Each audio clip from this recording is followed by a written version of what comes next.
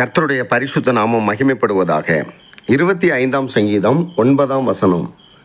சாந்த குணமுள்ளவர்களை நியாயத்திலே நடத்தி சாந்த குணமுள்ளவர்களுக்கு தமது வழியை போதிக்கிறார்.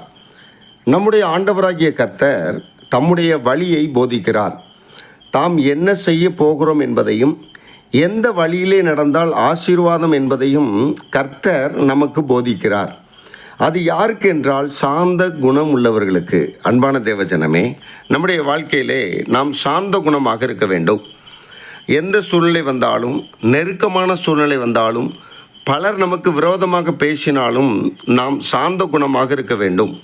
நாம் பொறுமையாக இருக்க வேண்டும். எந்த சூழ்நிலை வந்தாலும் என் ஆண்டவராகிய கர்த்தர் என்னை பார்த்து கொள்வார், கர்த்தர் எனக்காக யுத்தம் பண்ணுவார் என்று சொல்லி நாம் அமைதியாக இருக்க வேண்டும். அந்த சாந்த குணத்தை பார்க்கிற ஆண்டவர் நம்மை தம்முடைய நியாயத்திலே நடத்தி தமது வழியை நமக்கு போதிப்பார்.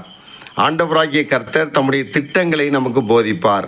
அவர் தம்முடைய கரத்திலே நம்மை எடுத்து பயன்படுத்துவார், நம்மோடு பேசுவார். ஆண்டவர் நம்மேல் பிரியமாக இருப்பார். ஆண்டவர் விரும்புகிற காரியத்தில் முக்கியமான ஒரு காரியம் என்னவென்றால் சாந்த குணம்.